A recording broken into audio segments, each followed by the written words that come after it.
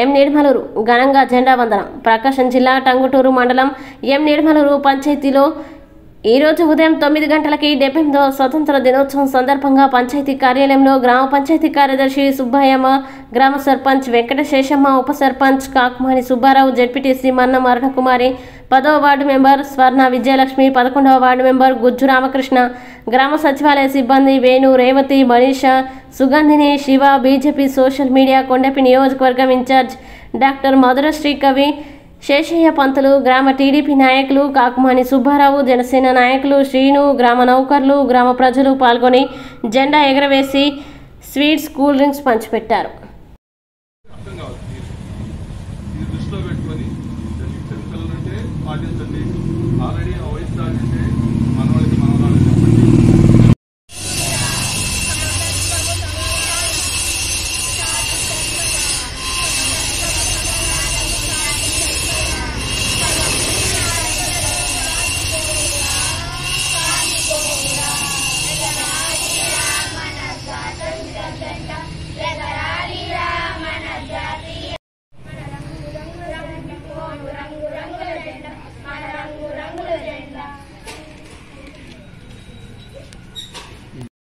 స్వాతంత్ర 78వ స్వాతంత్ర దినోత్సవ శుభాకాంక్షలు.